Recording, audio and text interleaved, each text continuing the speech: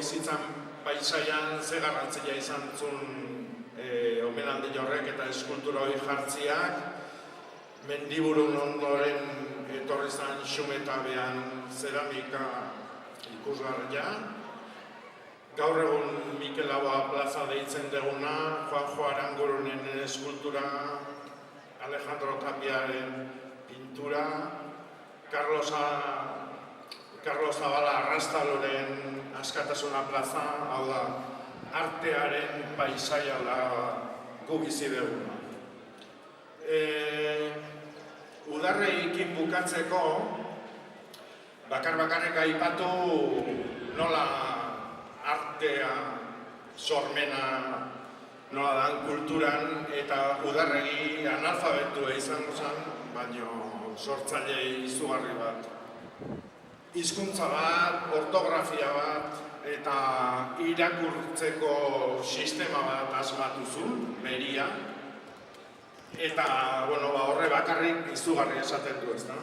Eta, aipamentxo bat egiteko gaurko lur nahi lotuz,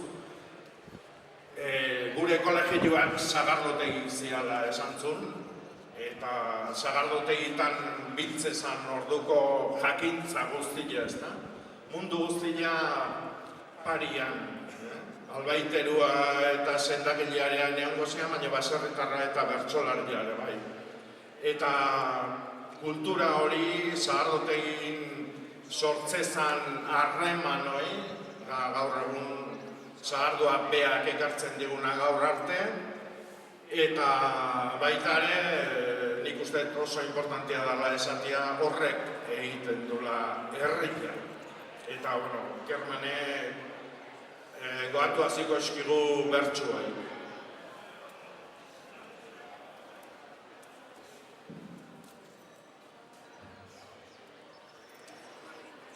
Pello Errotak eta Udarregik Ondagabira bertsotara deitu zituzten, batean, honela eman zioten hasiera saioan. Pello. Beraz gumi gaitzala guzion jabiak, ta eman ditzaigula habilidadiak. Orain astera guaz predikadoriak, ene kolegiuan ibili gabiak. Udarregik.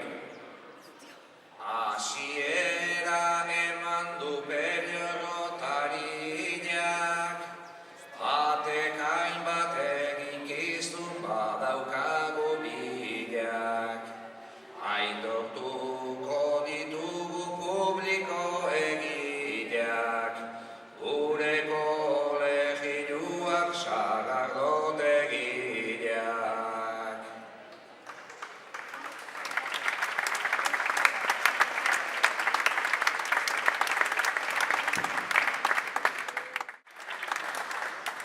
Ez da harritzeko, ez da egun hartan, omenaldiko egun hartan, Guztapide eta Salvador eta hainbat bertsolari hurbiltzia baita ere hau egiteko gai izan Udarregiari. Eta bain, gure alkatia Xabier hitz batzuk ingo dizkigu.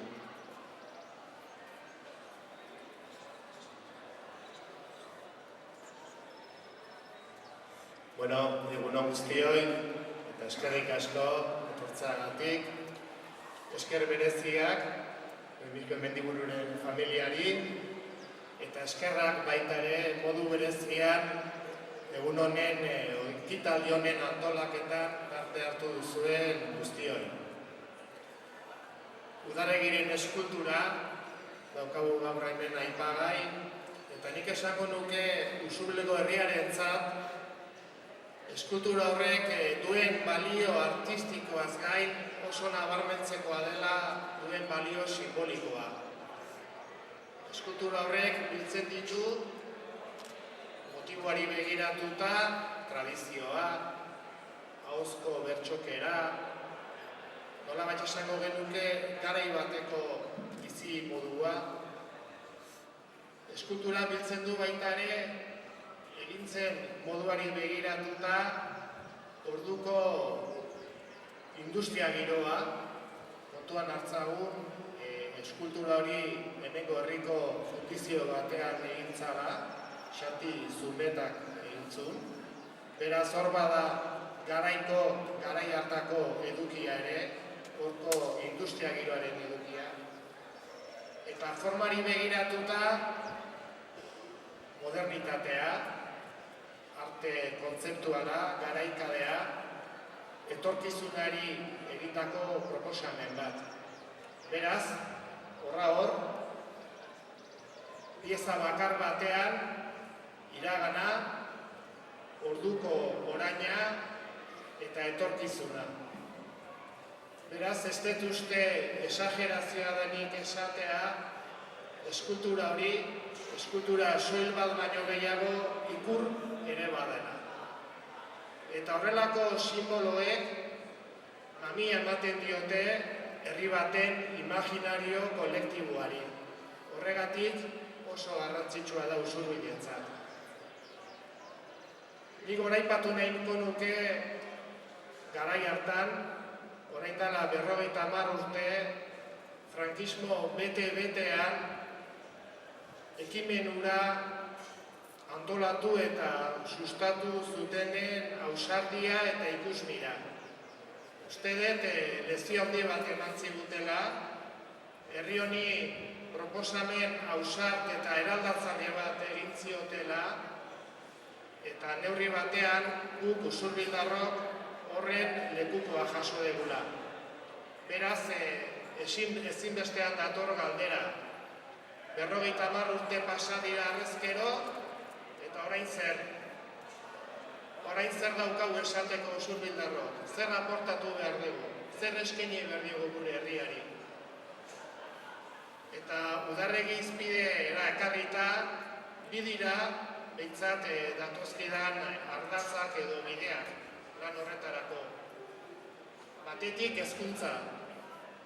Herriko ikastola ere udarregi izan da, nola ezpa, hezkuntza. Oraindik orain, ostatu dugu kilometroak, eta bertan, esan gendun, bageala, gaiunk, esan gendun, ozenki. Eta erakutsi gendun, zein balorearen gainean eraiki nahi dugu gure herri proiektua. Beraz, hor badaukagu zertan sakondu. Eta bestetik, datorkidan beste ardatza, komunikazioarena da. Hemen aipatu dira, modu batean eta bestean, nola pasagean, ahozko formato batetik, idatzizko kode benetan liluragarri batera, eta baita ere espresio garaikide ausart batera. Nik uste asmatu behar degula, zer gehan eta zer izan nahi degun, esaten, adierazten, erakusten eta zabaltzen. Eta hori egin behar degula gaur gautik, hemen, guretik sortutako espresio eta bitarteko egokiak sortuz eta birsortuz. Eta hori behar dugu euskeraz. Beraz, hor badugu zer egin handia. Nik aprobetxatuko dut aukera 3 aipamentxo egiteko. Lehenengoa, komunikazioari begiratuta, eskulturari erantzi diogula halako plaka diskreto bat, besteak beste egilearen aipamena eginez, orain artean eskulturak ez baitzakarren inon religio mendiburuk egina zela, beraz hori erantzi diogu. Bestetik, baita ere hau albistea da, esan nahi dizuet laster izango degula herrin, ekainean, Josan Hartzeri buruzko ikili-mikili-klik erakusketa, hori halako antolaketa multimedia bada, oraintxo arte Santelmon egon dena, iruditzen zitzaigun Usurbilek ere merezi zuela erakusketa hori herrira ekartzea. Eta hirugarren aipamena egin nahi diot Noauari, balio handia ematen diot Noauak egin duen lanari, egin duen gehigarriari, eta bueno, efemeridez ari garenez, nik zorionak eman edizkion Noauari, orain betetzen direlako 20 urte sortu zala. Beraz, besterik gabe, bukatuko dut nire saioa, esanez, eguraldiari aurre eginez, gaur sagardo eguna degula, ospakizun eguna, eta ea badenok ondo pasatzen dugun merezi gaitu.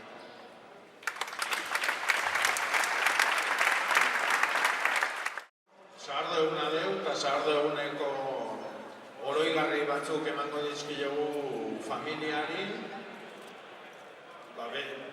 Remigioko Zurbilen utzunaren trukia ez du izan nahi, baina goantzit izan gaitzaten beraiek baitaren.